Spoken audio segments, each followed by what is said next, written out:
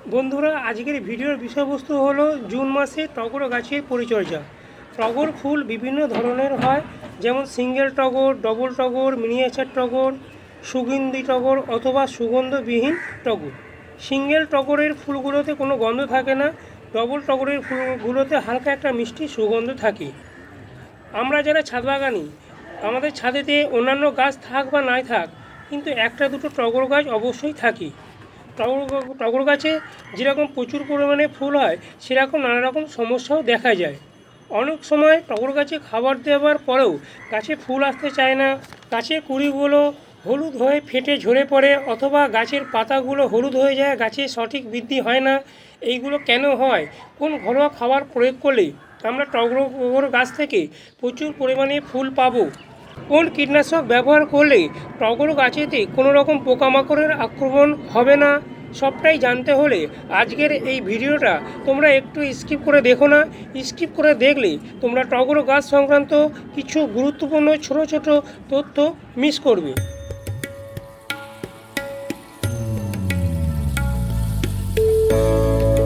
নমস্কার বন্ধুরা, সঞ্জয় হর্টিকালচার চ্যানেলে তোমাদের সবাইকে স্বাগত। বন্ধুরা, আজকে টাইটেল আর থাম্বনেল থেকে বুঝে গেছো যে আজকে আমি তোমাদের সাথে কী বিষয় নিয়ে আলোচনা করতে যাচ্ছি। টগর গাছ থেকে প্রচুর পরিমাণে ফুল পেতে গেলে কয়েকটি পরিচর্যা অবশ্যই করতে হবে। টিপস নম্বর 1, টগর গাছে আদর্শ সময় কোনটা? ফেব্রুয়ারি মাস থেকে অক্টোবর মাস পর্যন্ত, অর্থাৎ সম্পূর্ণ গ্রীষ্মকাল ও বর্ষাকাল জুড়ে টগর গাছ থেকে টগর ফুল পাওয়া যায়। শুধুমাত্র শীতকালে টগর গাছগুলো যেহেতু ডরমেন্সি পিরিয়ডে থাকে, তাই ফুলের সংখ্যা অনেকটা কমে যায়। তোমরা যদি এই সময় টগর গাছে চারা নিয়ে এসে প্রতিস্থাপন করতে চাও, এই সময় নার্সারি থেকে চারা নিয়ে এসে কীভাবে প্রতিস্থাপন করতে হবে, কীভাবে মাটি তৈরি করতে হবে, তা আমি এই ভিডিওতে দেখিয়ে দেবো। 2 নম্বর পরিচর্যা হলো টব নির্বাচন। টগর গাছগুলো যদি তোমাদের বড় হয়, তাহলে বড় টবে প্রতিস্থাপন করতে হবে, আর যদি ছোট চারা গাছ হয় তাহলে ছোট টবে প্রতিস্থাপন করতে হবে। টগর গাছের জন্য আদর্শ টব হলো মাটির টব। টিপস নম্বর 3, টগর গাছগুলো আমরা কোথায় রাখবো? যেহেতু টগর গাছ একটা গ্রীষ্মকালীন গাছ, তাই যেখানে দিনে 7 থেকে 8 ঘন্টা রোদ্দুর আসে, সেরকম জায়গায় আমাদের এই টগর গাছগুলোকে রাখতে হবে। টিপস নম্বর 4, টগর গাছে প্রচুর পরিমাণে কুঁড়ি আসলেও কুঁড়িগুলো হলুদ হয়ে এইভাবে ঝরে ফেটে পড়ে যায়। যদি গাছের কুঁড়িগুলো হলুদ হয়ে ফেটে যাচ্ছে অথবা হলুদ হয়ে ঝরে পড়ে যাচ্ছে, তাহলে বুঝতে হবে গাছের মধ্যে অনুখাদ্যের অভাব হয়েছে। তাই মাসে 2 বার করে বোরন সমৃদ্ধ অনুখাদ্য আমাদের গাছের পাতায় স্প্রে করতে হবে। এখানে আমি একটা বোরন সমৃদ্ধ অনুখাদ্য 1 লিটার জলে 2 গ্রাম মিশিয়ে খুব ভালোভাবে, যদি সকালের দিকে অথবা বিকেলের দিকে সূর্য ওঠার আগে এইভাবে খুব ভালোভাবে স্প্রে করে দেওয়া যায়, তাহলে আমাদের টগর গাছেতে যে কুঁড়ি হলুদ হয়ে ফেটে ঝরে পড়ার যে প্রবণতা, সেটা আর হবে না। গাছের পাতা থাকবে সবুজ চকচকে এবং গাছের কুঁড়িগুলোর সাইজও অনেকটা বড় হবে। তাই মাসে 2 বার করে অনুখাদ্য আমাদের টগর গাছের পাতাতে স্প্রে করা অত্যন্ত জরুরি। টিপস নম্বর 5, জুন মাসের শুরুতে অথবা বর্ষার আগে আমাদের এই টগর গাছগুলো যদি ছোট টবে থাকে, তাহলে খুব সহজেই আমাদের এই টগর গাছগুলোকে আমরা বড় টবে রিপোর্টিং করতে পারি। আবার আমাদের ছাদ বাগানেতে যদি বড় টগর গাছ থাকে, সেই টগর গাছের ডাল থেকেও কিন্তু খুব সহজে চারা তৈরি করা যায়। এখানে দেখো, আমি 2টো ছোট ছোট টগর গাছের চারা তৈরি করেছি আমার বাগানের বড় টগর গাছের ডাল থেকে।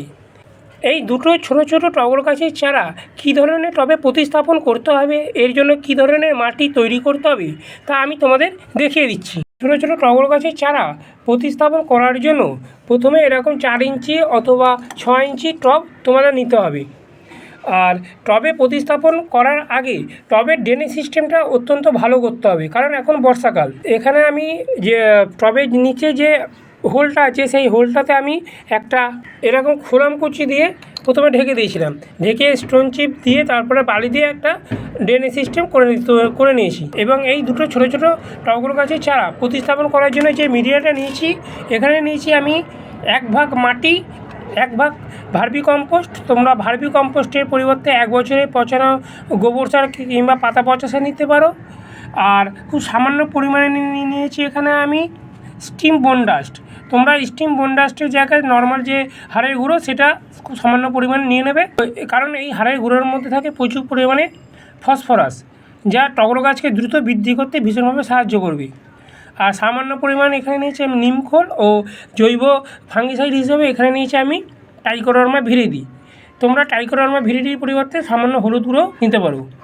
এরপরে এই পুরো মিশ্রণটা আমি একে অপরের সাথে খুব ভালোভাবে মিশিয়ে নেব। তৈরি করা মাটিটা টবের মধ্যে দিয়ে ভালোভাবে এইভাবে চেপে চেপে দেবো, যাতে ভেতরে এয়ার গ্যাপ না ঢুকে যায়। দিয়ে এই ছোটো টগর গাছের চারাটা টবের মাঝ বরাবর এইভাবে বসিয়ে তার চারপাশ দিয়ে তৈরি করা মাটিটা এইভাবে দিয়ে দেবো। টগর গাছের চারাগুলো প্রতিস্থাপন করে দেওয়ার পরে টব ভর্তি করে এইভাবে জল দিয়ে দেবো। তোমরা এই সময় নার্সারিতে অনেক ছোটো ছোটো টগর গাছের চারা কিনতে পাওয়া যায়। তোমরা ছোটো ছোটো টগর গাছের চারা কিনে নিয়ে এসে যেভাবে আমি মাটি তৈরি করে এই ছোটো ছোটো চারাগুলো বসালাম, তোমরাও সেইভাবেই ছোটো ছোটো চারাগুলোকে এই মাটিতে বসিয়ে দিলে তোমাদের টগর গাছের চারাগুলো এই বর্ষাকালের মধ্যে খুব দ্রুত বৃদ্ধি হয়ে যাবে। টগর গাছের চারাগুলো প্রতিস্থাপন করার পর 1 সপ্তাহ মতন ছায়া জায়গায় এই চারা গাছগুলোকে রাখতে হবে। তারপরে যেখানে ডাইরেক্ট সানলাইট আসে, মানে সূর্যের আলো আসে, সেইখানে এই টগর গাছের চারাগুলোকে বের করে দিতে হবে। টবের মধ্যে আমি ভর্তি করে জল দেওয়ার পর দেখো অতিরিক্ত যে জলটা টবের নিচ দিয়ে এইভাবে বেরিয়ে যাচ্ছে, তাহলে বুঝতে হবে যে আমার টবের ড্রেনেজ যে সিস্টেমটা সেটা খুব ভালো হয়েছে। বর্ষাকালে টবে প্রচুর পরিমাণে বৃষ্টি হয় এবং জলটা যদি জমে যায় তাহলে কিন্তু আমাদের শখের চারা গাছটা মারা যাবে। তাই ড্রেনেজ সিস্টেমটা খুব ভালো তোমাদের অবশ্যই করতে হবে। টিপস নম্বর 6, টগর গাছ ময়েস্ট মাটি মানে ভিজে ভিজে মাটি পছন্দ করে এবং শুকনো খটখটে মাটি বা একদম কাদা চ্যাপচ্যাপে মাটি টগর গাছ একদমই পছন্দ করে না। দেখো এখানে আমি মাটিটা ডালা করছি, দেখো ভেঙে যাচ্ছে, মানে আমার মাটিটা ময়েস্ট আছে। টগর গাছের মাটি শুকনো খটখটে হয়ে যায়, তাহলে যতই তোমরা খাবার দাও, যতই তোমরা অনুখাদ্য দাও, তারপরে কিন্তু টগর গাছের কুড়িগুলো হলুদ হয়ে ঝরে পড়ে যাবে। তাই টগর গাছের মাটি সবসময় ময়েস্ট মানে ভিজে ভিজে ভাব অবশ্যই রাখতে হবে। বর্ষাকালে টবের মাটি বৃষ্টির অত্যধিক জল পড়ার ফলে কী হয়, মাটিটা জাম্প হয়ে যায় এবং আমরা যে জৈব খাবার বা রাসায়নিক খাবার দিই এর ফলেও টবের মাটিটা জাম্প হয়ে যায়। এর ফলে টবের মাটির ভেতরে সঠিকভাবে খাবারটা ঢুকতে পারে না, ভালোভাবে হাওয়া চলাচল করতে পারে না। তাই মাসে 2 বার করে টবের মাটিটাকে এইভাবে হালকা করে খুঁড়ে দিতে হবে। এইভাবে যদি হালকা করে খুঁড়ে দেওয়া যায় তাহলে টবের ভেতরে যেরকম খাবারটা সঠিকভাবে ঢুকতে পারবে, সেরকম টবের ভেতরে ভালোভাবে হাওয়া চলাচল করতে পারবে এবং গাছের বৃদ্ধি খুব দ্রুত হবে। গাছের সঠিক বৃদ্ধি এবং গাছেতে অগণিত পরিমাণে কুড়ি আনতে গাছগুলোকে সতেজ এবং সবুজ রাখার জন্য একটা ফার্টিলাইজার দেওয়া অত্যন্ত জরুরি। এখানে আমি একটা এমন বিশেষ ফার্টিলাইজার দেবো যে খাবারটা যদি তোমরা তোমাদের টগর গাছগুলোতে দিতে পারো, তাহলে কিছুদিনের মধ্যেই তোমাদের টগর গাছেতেও আসবে অগণিত পরিমাণে কুড়ি, গাছের পাতাও থাকবে সবুজ চকচকে, গাছের বৃদ্ধি হবে দ্রুত। আমার এই টগর গাছটা একটা 10 ইঞ্চি মাটির টবের মধ্যে আছে। 10 ইঞ্চি মাটির টবের জন্য আমি যে খাবারটা নিয়েছি, এই খাবারের পরিমাপটা সঠিক রাখার জন্য এরকম একটা চামচ আমি নিয়েছি। এই চামচের 2 চামচ নিয়েছি এখানে আমি বাদাম খোল।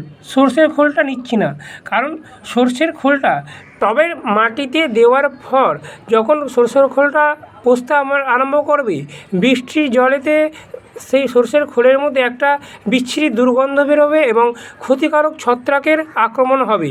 এরপরে ক্ষতিকারক পোকামাকড় এর আক্রমণের ফলে গাছের শিকড়ের ক্ষতি হতে পারে। সেই জায়গায় আমি এখানে বাদাম খোলটা নিয়েছি। এই বাদাম খোলের মধ্যে থাকে প্রচুর পরিমাণে নাইট্রোজেন, সর্ষের খোলের থেকেও দ্বিগুণ পরিমাণে থাকে।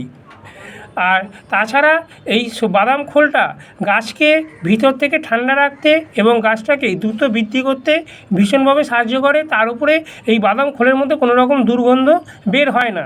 এই বাদাম খোলটা নিয়েছি এই চামচের 2 চামচ। এর পাশে যে লাল মতো যে জিনিসটা দেখছো এটা হচ্ছে ব্লাড মিল বা রক্তসার। তোমরা অনলাইনে সার্চ করলে এই রক্তসার বা ব্লাড মিল পেয়ে যাবে। এই রক্তসার বা ব্লাড মিল নিয়েছি এই চামচের 1/2 চামচ। এই ব্লাড মিল বা রক্তসারের কাজ হলো গাছের পাতাকে চির সবুজ রাখতে, গাছেতে ফুলের সংখ্যা বৃদ্ধি করতে ভীষণভাবে সাহায্য করে। আর এর পাশে যে জিনিসটা দেখছো এটা নিয়েছি আমি 1 চামচ। এটা হলো ফসফেট। জবা গাছ যেরকম পটাশটা পছন্দ করে, সেরকম টগর গাছ ফসফেট খেতে ভীষণভাবে পছন্দ করে। আর এখানে নিয়েছি আমি 3 চামচ মতন পাকা কলা খোসার গুঁড়ো। এই পাকা কলার খোসার গুঁড়োর মধ্যে থাকে প্রচুর পরিমাণে পটাশিয়াম, যা গাছের ফুল আনতে ভীষণভাবে সাহায্য করে।